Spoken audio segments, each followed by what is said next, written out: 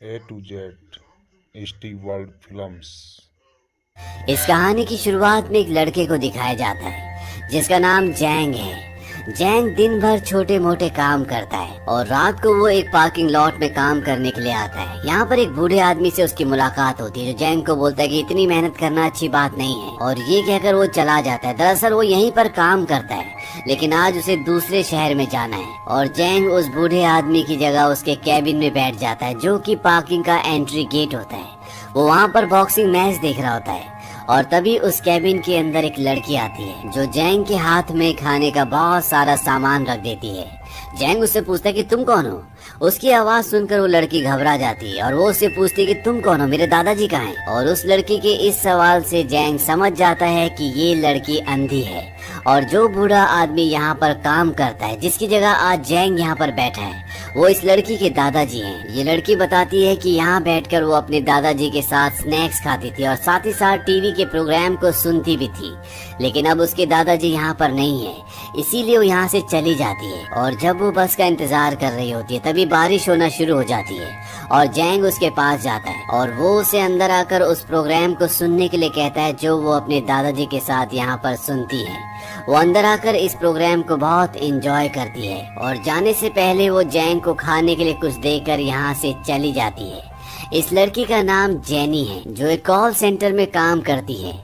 अगले दिन जैंग एक बॉक्सिंग क्लब में जाता है और यहाँ का जो ओनर होता है, जो कोच होता है, जैंग उसके पास जाकर माफी मांगता है। वो कहता है कि मैंने जो भी किया उसके लिए मैं माफी मांगता हूँ, लेकिन उसका कोच बहुत गुस्से में होता है। वो कहता है कि मैंने अपने बेटे को भूखा रखा लेकिन तुम्हें कभी किसी की कमी नहीं होने दी, और ये कहकर वो उठकर यहाँ से चला जाता है। और जैंग भी जब यहाँ से जा रहा होता है तो यहीं पर एक और कोच होता है और यहाँ पर वो सभी बॉक्सर्स को बताता है कि जैंग ने 1999 में जो नेशनल गेम्स हुए थे उसमें सारे मेडल्स जीते थे और फाइनल में इसने कुछ ही देर में अपने ओपोनेंट को नॉकआउट कर दिया था।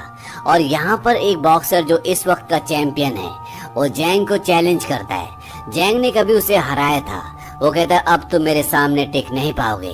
जैंग उसके चैलेंज को एक्सेप्ट नहीं करता और तभी यहाँ का ओनर, जिससे अभी कुछ देर पहले जैंग ने माफी मांगी थी, जो कभी जैंग का कोच हुआ करता था, वो जैंग से कहता है कि तुम्हें इसके साथ एक राउंड लड़ना चाहिए, लेकिन जैंग मना कर देता और इस बात से गुस्सा होकर उसका कोच उसे थप्पड़ मारता है। जैंग उन्हें सॉरी कहकर यहाँ से निकल जाता है और रात को जब वो पार्किंग लॉट में अपनी जॉब पर होता है तो एक बार फिर से वहाँ पर जेनी उसी टीवी प्रोग्राम को देखने के लिए आती है जो हर रात को अपने दादाजी के साथ यहाँ पर देखती है। लेकिन अब उसके दादाजी ने जॉब छोड़ दी, वो किसी दूसरी सिटी में मूव कर चुके हैं, इसीलिए वो जैंग के साथ बैठकर इस प्रोग्राम को देखती है। वो जैंग को खिड़कियां खोलने के लिए कहती है क्योंकि जैंग के शूज से उसके पैरों से स्मेल आ रही होती है। और इसके बाद वो जैंग से पूछती है कि एक्टर ने कपड़े कैसे पहने, और अब जैंग उसे पूरा प्रोग्राम एक्सप्लेन करना शुरू कर देता है। और जब वो प्रोग्राम खत्म होने के बाद जा रही होती है तो जैंग उसका वो बॉक्स वापस करता है जिसमें उसने उसे पीच दिए थे। जेनी अपना हाथ उसकी तरफ बढ़ाकर अपना नाम बताती है, लेकिन जैंग उससे हाथ मिलाने में हेजिटेट हो रहा होता है। दरअसल जैंग पूरी तरह से गुमसुम होता है, वो किसी से बात नहीं करना चाहता, वो पूरी दुनिया से कटा कटा रहता है। और जब वो जेनी से हाथ मिलाता है तो जेनी उससे पूछती है कि तुम्हारे हाथ बहुत ज्यादा हार्ड है, तुम क्या करते हो। जैंग इस बात का जवाब नहीं देता और जेनी वहाँ से निकल जाती है। अगले दिन जैंग जेनी का इंतजार कर रहा होता है। आज उसने साफ सुथरे कपड़े पहने, उसने अपने जूते भी बदल दिए और जब जेनी आती है तो वो उसकी जूतों की खुशबू से पहचान जाती है कि आज उसने नए जूते लिए। और जब वो ये बात जैंग से कहती है तो जैंग कहता है कि नहीं, कुछ दिन पहले लिए थे। और अब ये दोनों प्रोग्राम देखना शुरू करते हैं और जब जेनी प्रोग्राम देख रही होती है तो इमोशनल होकर रोना शुरू कर देती है और जैंग को कहती है कि जब हम देख नहीं पाते तो हम चीजों को महसूस ज्यादा करते हैं। अब जब जेनी प्रोग्राम देखकर यहाँ से जा रही होती है तभी उसकी साइड से एक गाड़ी निकलती है जो जोर से हॉर्न बजाती है, जिसकी वजह से जेनी गिर जाती है। दरअसल वो बॉटल्स की एक ट्रे से टकराकर गिरती है जिसकी वजह से सभी बॉटल्स फट जाती है। और इससे पहले कि वो अपना हाथ टूटे हुए कांच के ऊपर रखती, वहाँ पर जैंग आकर उसे रोक लेता है, लेकिन गिरने की वजह से जेनी के पैर पर मोच आ चुकी होती है, इसीलिए जैंग उसे हॉस्पिटल ले जाता है। और हॉस्पिटल में उसके पैर पर पट्टी करवाने के बाद उसे जेनी को घर छोड़ने भी जाना पड़ता है। जेनी चल नहीं सकती, इसीलिए वो उसे अपने कंधे पर उठा कर ले जाता है। यहाँ पर बहुत सारी सीढ़ियाँ होती है, इसीलिए जैंग थक जाता है और जेनी कहती है कि मुझे तुमसे एक और काम है। दरअसल उसके घर का जो ड्रेन पाइप होता है वो बंद हो गया होता है और वो जैंग से उसे खोलने के लिए कहती है। जैंग उसे खोलता है। दरअसल वहाँ पर एक कपड़ा अटक गया था, इसीलिए पानी जा नहीं रहा था। और जब जैंग यहाँ से जा रहा होता है, जेनी उसे एक टिकट देती है। वो कहती है कॉन्सर्ट की टिकट है, तुम अपने दोस्तों के साथ यहाँ पर जा सकते हो। लेकिन जैंग का कोई भी दोस्त नहीं है और ये बात वो उसे बताता है। जेनी कहती है तो फिर हम दोनों एक साथ जाएंगे। इसके बाद जैंग वहाँ से निकल जाता है, लेकिन जैंग आज खुश है, उसे जेनी का साथ अच्छा लगता है। वहीं दूसरी तरफ ये दिखाया जाता है कि जेनी भी सोफे पर लेटे लेटे जैंग के ख्यालों में खोई होती है, क्योंकि उसे भी जैंग का साथ अच्छा लगता है। अगले दिन ये दोनों के दोनों कॉन्सर्ट के लिए जाते हैं और कॉन्सर्ट देखने के बाद ये एक रेस्टोरेंट में जाते हैं, जहाँ पर जेनी जैंग से पूछती है कि तुम रात में पार्किंग लॉट पर काम करते हो, दिन में क्या करते हो? वो कहता है कि मैं पानी की बॉटल्स की सप्लाई करता हूँ। जेनी कहती है जब तुम यंग रहे होंगे तुम जरूर बुरे काम करने में ज्यादा बिजी रहे होंगे। इस बात पर जैंग को गुस्सा आ जाता है, क्योंकि वो अपने बारे में उसे कुछ भी नहीं बताना चाहता। वो कहता है कि तुम अपने काम से काम रखो। जेनी को इस बात से बुरा लगता है और वो वहाँ से चली जाती है। और जब वो अपने घर के पास पहुँचती है तो जैंग भी वहाँ पर आता है। वो उससे माफी मांगता है। वो कहता है कि मैं अभी 30 साल का हूँ। दरअसल जैंग ने उसे पहले बताया था कि मेरी एज बहुत ज्यादा है। वो कहता है जब मैं यंग था तो मैं बॉक्सर था, लेकिन ये भी सच है कि मैं एक बुरा इंसान था, पर अब मैं वैसा नहीं रहना चाहता। जेनी उसे गुड नाइट कहकर वहाँ से चली जाती है। जैंग अगले दिन अपने पुराने बॉक्सिंग मैनेजर से और वहाँ के बॉस से मिलने के लिए जाता है और ये चाहते हैं कि जैंग एक बार फिर से बॉक्सिंग करना शुरू कर दे, वो प्रैक्टिस करने के लिए आ जाए। लेकिन जैंग कहता है कि मैं ऐसा नहीं कर सकता। जैंग का बॉस उससे पूछता है कि मैं तुमसे एक सवाल पूछूंगा, तुम इतने सालों तक थे कहाँ? जैंग उनकी किसी भी बात का जवाब नहीं देना चाहता, लेकिन जब उसके बॉस कहते हैं कि अगर तुम्हारे पास बोलने के लिए कुछ भी नहीं है तो मैं जा रहा हूँ, तो जैंग उन्हें बताता है कि मैं पिछले 4 साल 3 महीनों से जेल में था। वो बताता है कि बॉक्सिंग छोड़ने के बाद मैंने दूसरे लोगों से पैसे वसूल करना शुरू कर दिया था, जिसमें उसे उन लोगों को मारना भी पड़ता, और अब वो उस तरह की जिंदगी नहीं जीना चाहता। वो बॉक्सिंग नहीं करना चाहता, बल्कि अपनी जिंदगी को एक नए तरीके से जीना चाहता है। वहीं दूसरी तरफ दिखाया जाता है कि जेनी जब रात को ऑफिस से अपने घर पर जाती है तो वहाँ पर उसका मैनेजर भी खड़ा होता है, जिसकी जेनी के ऊपर हमेशा से गंदी नजर है। और वो जेनी को कहता है कि मैं चाय पीना चाहता हूँ। वो बहाने से जेनी के घर के अंदर आ जाता है और जेनी के साथ जबरदस्ती करना शुरू कर देता है। और तभी यहाँ पर जैंग भी आ जाता है। जैंग को ये देखकर बहुत गुस्सा आता है, उसकी आंखों में खून उतर आता है और वो उस मैनेजर को बहुत बुरी तरह से मारता है। वो उसका गला दबाकर उसे मारने वाला होता है कि जेनी उसे रोक लेती है। जैंग कहता है कि अगर तुम यहाँ पर दोबारा कभी आए, तुमने जेनी को हाथ लगाने की कोशिश की, तो मैं तुम्हें मार दूंगा। वो मैनेजर वहाँ से चला जाता है। यहाँ पर जेनी को बहुत दुख होता है, उसे बहुत रोना आता है और साथ ही साथ वो ये भी कहती है कि अब शायद मेरी जॉब चली जाएगी। जैंग कहता है कि तुम अब भी वहाँ पर जॉब करना चाहती हो? जेनी कहती है कि सर्वाइवल का सवाल है, अगर मैं जॉब नहीं करूँगी तो मेरा खर्चा कैसे चलेगा? जैंग कहता है कि मैं तुम्हारा ध्यान रखूंगा, मैं तुम्हारी हेल्प करूंगा। जेनी कहती है कि तुम मुझे और भी कमजोर बना रहे हो, प्लीज मुझे अकेला छोड़ दो। जैंग वहाँ से चला जाता है और अगली रात को जेनी उसके पास आती है। जेनी उसे कहती है कि मैंने जॉब छोड़ दी, क्या तुम इस वीकेंड मेरे साथ घूमने चलोगे? वो कहता है कि हाँ। और जब वो जेनी से मिलने जाता है तो उसे वो बहुत ही प्यारा डॉग गिफ्ट भी करता है, जिसे पाकर जेनी बहुत खुश हो जाती है। और इसके बाद जैंग जेनी को एक नदी के किनारे ले जाता है। वो उसे बताता है कि मैं अनाथ था और हमारा अनाथ आश्रम यही था, लेकिन पानी में वो बह गया और जो भी जगह मुझे यहाँ की याद है वो सब पानी के नीचे है। जेनी उसे नदी के किनारे से 2 पत्थर उठाने के लिए कहती है। वो 2 पत्थर उसके हाथ में रखता है। जेनी एक पत्थर उसको दिखाकर कहती है कि ये मैं हूँ, ये बिल्कुल मेरी तरह है, और दूसरे पत्थर को दिखाकर कहती है कि ये बिल्कुल तुम्हारी तरह है। और वो पत्थर जो जैंग की तरह होता है वो उसे अपने पास रख लेती है। और जब वो अपना वाला पत्थर जैंग को दे रही होती है तो वो जैंग का हाथ पकड़ लेती है। जैंग भी उसका हाथ पकड़ लेता है और ये दोनों नदी के किनारे बैठे रहते हैं। यानी कि ये दोनों जो इस दुनिया में पूरी तरह से अकेले थे, अब एक दूसरे के साथ हैं। और जैंग अपने बॉक्सिंग कोच के पास, मैनेजर के पास जाता है और वो कहता है कि मैं बॉक्सिंग दोबारा से शुरू करना चाहता हूँ, क्योंकि वो जेनी के लिए कुछ करना चाहता है। और जैंग दिन रात बॉक्सिंग की प्रैक्टिस करना शुरू कर देता है। वो बॉक्सिंग मैच भी खेलता है और बॉक्सिंग में बहुत ही अच्छा होता है। वो हर किसी को नॉकआउट कर देता है। यही जेनी भी घर पर जैंग का हमेशा इंतजार करती है और वो पहली बार उसके चेहरे को छू कर देखती है और ये दोनों पहली बार एक दूसरे को किस करते हैं। जेनी यहाँ पर उस तरह से भी एक्टिंग करती है जिस तरह से जैंग बॉक्सिंग करता है। ये हॉरर फिल्म भी देखते हैं, ये हमेशा एक दूसरे के साथ रहते हैं। इन दोनों ने अपनी एक अलग दुनिया बना ली है। और साथ ही साथ जेनी उसकी मसाज भी करती है। उसने मसाज करना सीख लिया है क्योंकि जैंग प्रैक्टिस करता है और बॉक्सिंग करता है, और उसकी मसल्स को लाइट करने के लिए, उसे रिलैक्स करने के लिए वो उसको मसाज करती है, जिससे जैंग को बहुत अच्छा लगता है। जैंग बॉक्सिंग के दौरान हमेशा इस बात का ध्यान रखता है कि उसके चेहरे को ज्यादा नुकसान ना हो, क्योंकि जब जेनी उसके चेहरे को छुएगी और उसमें ज्यादा चोट हुई तो वो उससे बहुत लड़ेगी। और होता भी ऐसे ही। हर शाम को जब भी जैंग घर वापस आता है तो जेनी उसके चेहरे को छू कर देखती है। जेनी जैंग को बताती है कि चिल्ड्रंस डे के दिन वो अपने पेरेंट्स के साथ बाहर गई थी। हालांकि उसके पेरेंट्स नहीं चाहते थे, लेकिन फिर भी वो उन्हें लेकर गई।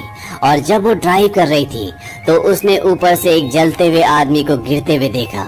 इसकी वजह से उसका ध्यान भटक गया और उसकी गाड़ी का एक्सीडेंट हो गया, जिसमें उसके मॉम डैड की डेथ हो गई और उसने अपनी आंखों को हमेशा के लिए खो दिया। और जैंग जब उसकी जिंदगी की ये कहानी सुनता है तो पूरी तरह से शांत हो जाता है। ऐसा लगता है कि उसे कुछ याद आ गया और उसके दिमाग में वो घटना आती है जिसकी वजह से वो जेल गया था। दरअसल वो एक आदमी से पैसे वसूल करने गया था, लेकिन वो उसे पैसे देने के लिए तैयार नहीं था। और तभी बाहर पुलिस आ जाती है और जब जैंग दरवाजे के पास जाता है तो वो आदमी अपने आप को आग लगाकर बिल्डिंग से कूद जाता है। जैंग भागता हुआ उसकी तरफ जाता है, उसका हाथ पकड़ लेता है, लेकिन उसके पूरे शरीर में आग लगी हुई थी, इसीलिए जैंग उसे ऊपर नहीं खींच पाता और वो नीचे गिर जाता है। और तभी जैंग देखता है कि सड़क पर एक गाड़ी का एक्सीडेंट हुआ है। दरअसल ये वो पल था जब जेनी ड्राइव कर रही थी और उसके पेरेंट्स उसके साथ बैठे हुए थे। और तभी वो एक जलते हुए आदमी को बिल्डिंग से गिरते हुए देखती है। उसका पूरा ध्यान भटक जाता है और उसकी गाड़ी का एक्सीडेंट हो जाता है, जिसमें उसके मॉम डैड की मृत्यु हो जाती है और वो अपनी आंखों की रोशनी हमेशा के लिए खो देती है। और जैंग को इस बात का एहसास होता है कि जेनी के साथ आज जो भी हुआ है उस सब के पीछे कहीं न कहीं वो खुद जिम्मेदार है, क्योंकि अगर वो गलत रास्ते पर नहीं चलता, उस आदमी से पैसे वसूल करने नहीं जाता, तो जेनी की गाड़ी का कभी भी एक्सीडेंट होता ही नहीं। हालांकि जिस आदमी के शरीर पर आग लगी थी वो आज भी जिंदा होता है और जैंग उससे हॉस्पिटल में मिलने भी जाता है। जैंग अब किसी भी कीमत पर जेनी की आंखों का इलाज करवाना चाहता है और इसीलिए वो डॉक्टर के पास उसे लेकर जाता है। डॉक्टर कहता है कि आंखें वापस आ सकती है, लेकिन इसमें बहुत खर्चा है। दरअसल इसमें $30,000 का खर्चा होता है। और जैंग उस बॉक्सर के पास जाता है जिस बॉक्सर ने इस कहानी की शुरुआत में जैंग को चैलेंज किया था, जो उसी बॉक्सिंग क्लब का बॉक्सर था जिस बॉक्सिंग क्लब का बॉक्सर जैंग है, लेकिन उसने वो बॉक्सिंग क्लब छोड़ दिया है। इसका नाम जॉनी है, इसके पास अब बहुत पैसे हैं। ये जैंग को कहता है मैं तुम्हारी मदद कर सकता हूँ, और वो उसे एक आदमी के पास ले जाता है। ये आदमी जैंग को $30,000 देता है और साथ ही साथ एक मोबाइल फोन भी। वो उसे कहता है कि ये एक नॉर्मल बॉक्सिंग फाइट है जिसके लिए तुम्हें थाईलैंड जाना होगा, लेकिन अगर थाईलैंड की पुलिस ने तुम्हें पकड़ लिया तो तुम्हें कोई भी नहीं पहचानता। यानी कि ये एक इलीगल फाइट है जिसके लिए जैंग को जाना है और जैंग को इस फाइट के लिए अपनी पहचान को छुपाना होगा, उसको अपनी पहचान को बदलना होगा और इसीलिए वो अपनी आईडी, अपनी डॉक्यूमेंट सब कुछ जला देता है। और जाने से पहले वो जेनी को हॉस्पिटल ले जाता है क्योंकि उसका ऑपरेशन होना है। जेनी कहती कि सबसे पहले मैं तुम्हें देखना चाहती हूँ, मैं तुम्हारे साथ उस नदी के किनारे बैठकर जहाँ पर पहली बार मैंने तुम्हारा हाथ पकड़ा था, सूरज को डूबते हुए देखना चाहती हूँ। वो ये भी कहती है क्या होगा अगर तुम बदसूरत हुए, और इस बात पर ये दोनों हंसते हैं। इसके बाद जेनी को डॉक्टर्स अंदर ले जाते हैं और जैंग अपनी फाइट के लिए निकल जाता है। यहाँ पर जैंग के साथ जॉनी भी होता है। जॉनी जैंग को बताता है कि इस फाइट के कोई भी रूल्स नहीं है। ये फाइट तभी खत्म होती है जब दो में से एक बॉक्सर मर जाता है या बेहोश हो जाता है, और जिस बॉक्सर के साथ तुम्हारी फाइट है ये बहुत ही खतरनाक है, ये कई लोगों को मार चुका है। और अब जैंग की उस बॉक्सर से फाइट शुरू होती है। ये फ्री स्टाइल फाइट है जहाँ पर लोग आते हैं इन फाइटर्स के ऊपर पैसा लगाते हैं, और अब यहाँ पर इन दोनों की फाइट शुरू हो जाती है। जैंग को दूसरा फाइटर शुरू में बहुत बुरी तरह से मारता है, लेकिन फाइनली जैंग उस फाइटर को हरा देता है। जॉनी ये देखकर पूरी तरह से परेशान हो जाता है क्योंकि उसके साथ जो आदमी होता है, जॉनी ने उसे कहा था कि जैंग कभी नहीं जीत सकता, और उस आदमी ने अपने सारे पैसे जैंग की हार पर लगा दिए थे, लेकिन जैंग जीत गया है, इसीलिए उसका सारा पैसा डूब चुका है। और वो आदमी जॉनी से कहता है कि अगर तुम जिंदा रहना चाहते हो तो मुझे मेरा सारा पैसा वापस चाहिए। जैंग यहाँ से अपनी जीत का सारा पैसा लेकर वापस अपने देश आ जाता है। वो हॉस्पिटल कॉल करता है और उसे बताया जाता है कि जेनी की आंखें अब बिल्कुल ठीक हो चुकी हैं। इस बात से जैंग बहुत खुश होता है और तभी एक गाड़ी आती है, उसे उड़ा देती है और इस गाड़ी से दो लोग उतरते हैं। वो उसका बैग छीन लेते हैं जिसमें उसके पैसे, उसका इनाम है और चाकू से उसकी पीठ पर 2 बार वार करते हैं। लेकिन इससे पहले कि वो जैंग को पूरी तरह से मार देते, सामने से एक गाड़ी आती है, इसीलिए वो यहाँ से निकल जाते हैं। और जिस गाड़ी ने जैंग को उड़ाया होता है उसके अंदर जॉनी को दिखाया जाता है। दरअसल ये सब कुछ जॉनी ने करवाया है। वहीं दूसरी तरफ जैनी को दिखाया जाता है जिसकी आंखें अब पूरी तरह से ठीक हो चुकी है। वो जैंग का इंतजार करती है लेकिन जैंग नहीं आता और कई दिन बीत जाते हैं लेकिन जैंग का कुछ भी पता नहीं चलता। वो पुलिस में कंप्लेंट लिखवाने के लिए भी जाती है लेकिन पुलिस को कंप्लेंट लिखने के लिए आईडी की जरूरत होती है और जैंग ने जाने से पहले अपनी सारी आईडीज जला दी थी, इसीलिए पुलिस उसकी कंप्लेंट नहीं लिखती। और अब जब जैंग का घर खाली हो रहा होता है तो वहाँ पर एक आदमी होता है और वो जेनी को एक पार्सल देता है। वो कहता है जैंग के लिए आया था और जब जेनी उस एड्रेस पर जाती है तो वहाँ पर उसे वही आदमी मिलता है जो आदमी जैंग की वजह से अपने आप पर आग लगाकर कूद गया था और जिसे देखकर जेनी की गाड़ी का एक्सीडेंट हुआ था। इस आदमी को जेनी के बारे में सब कुछ जैंग ने बताया होता है और ये जेनी को सब कुछ बता देता है। जेनी को पता चल जाता है कि इसी आदमी को उसने गिरते हुए देखा था जब उसकी गाड़ी का एक्सीडेंट हुआ था, लेकिन इसे भी जैंग के बारे में कुछ नहीं पता होता कि वो कहाँ चला गया। जेनी जैंग को बहुत मिस करती है और वो अपने एहसास से, जिस तरह से उसने जैंग को छुआ था, वो उसका एक स्कल्पचर भी बनाती है। जेनी का अब यही काम है, वो मिट्टी की खूबसूरत खूबसूरत चीजें बनाती है और साथ ही साथ वो सोशल वर्क करने के लिए हॉस्पिटल भी जाती है जहाँ पर वो मरीजों को मसाज देती है। और जब वो एक बूढ़े आदमी को मसाज दे रही होती है तो उसी वार्ड में एक बेड पर एक आदमी लेटा होता है और वो जेनी की तरफ देखता है। ये और कोई नहीं बल्कि जैंग होता है। दरअसल जैंग उस एक्सीडेंट के बाद पूरी तरह से पैरालाइज्ड हो गया था, वो चल नहीं सकता और सिर्फ अपनी गर्दन हिला सकता है। वो जेनी को देखता है लेकिन वो उसे बताता नहीं कि वही जैंग है। जेनी उसके पास आती है, वो उसकी मसाज करती है और उसे एहसास होता है कि ये जैंग है। लेकिन जब वो उसका नाम देखती है तो वहाँ पर कुछ और ही नाम लिखा होता है, क्योंकि जब जैंग का एक्सीडेंट हुआ था तो उसके पास जो आईडी थी वो इसी नाम की आईडी थी। जेनी वहाँ से चली जाती है। जैंग धीरे धीरे रिकवर हो जाता है और एक दिन जब वो मार्केट में होता है तो वहीं पर जेनी भी होती है और जेनी के पास उसका डॉग होता है और डॉग को ये एहसास हो जाता है कि जैंग आसपास ही कहीं है। वो भागता हुआ जैंग के पास आता है और उससे प्यार करना शुरू कर देता है। जैंग गिर जाता है क्योंकि वो बैसाखी के सहारे चलता है। जेनी भी वहाँ पर आ जाती है और वो जैंग को सॉरी कहती है।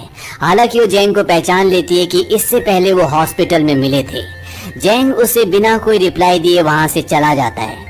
जेनी डॉग को लेकर अपने दोस्त की शॉप पर आती है और वो बताती है इससे पहले इसने कभी भी ऐसा नहीं किया।